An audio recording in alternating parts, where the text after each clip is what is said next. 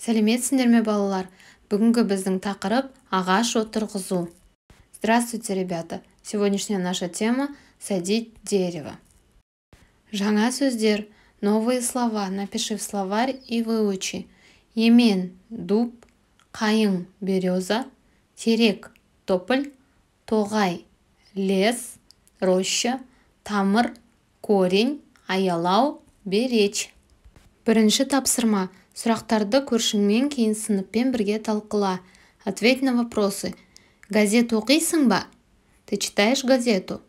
Керек мәліметті қайдан іздейсің? Нужную информацию откуда ищешь?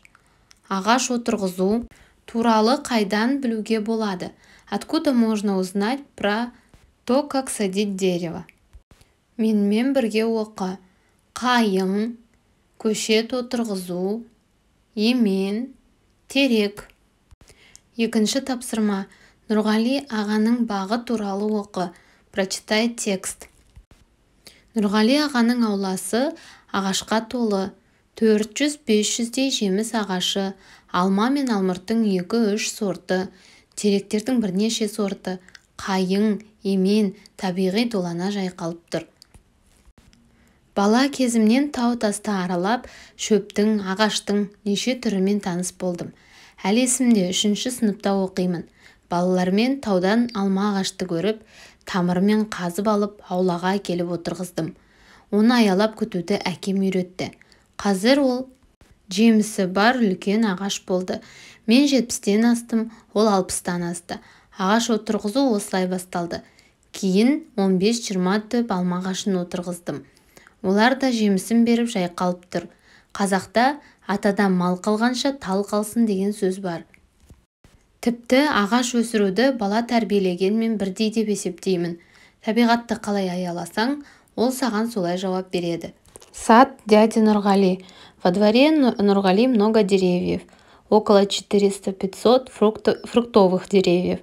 Яблок, груши, 2-3 сортов. Тополя, несколько сортов березы, дуба, природный боярышник. С детства ходил по камням, ознакомился с разными видами трав и деревьев. До сих пор помню, я третьеклассник. С друзьями в горах увидел яблоню. Откопал вместе с корнем, привез во двор и посадил. Отец научил ухаживать и беречь. Сейчас оно уже большое дерево с плодами. Мне больше 70, ей больше 60. Посадка деревьев так и началось. После посадил яблоню на 15-20. Они тоже пожинают плоды. У казахов есть поговорка: пусть от деда останется дерево, чем скот.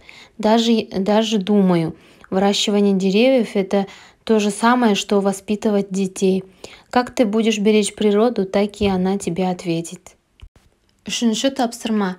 Сұрақтардың жауабын мәтіннен тауып оқы. Ответь на вопросы по тексту. Бірінші. Нұрғали ағаның бағында қанша жеміс ағашы бар? 400-500-дей. Екінші. Мақалада жеміс ағашынан басқа қандай ағаштар аталады? Терек, қайың, емен, долана.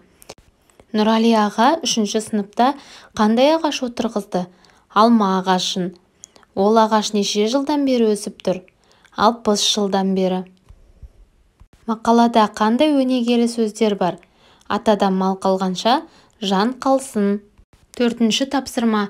Мақалада қандай сандар бар? Заттың санын шамамен қалай айтуға болады? Ол сандарды қалай жазасың? Какие цифры есть в статье? 400, 500, 15, 20. А как ты примерно скажешь эти цифры?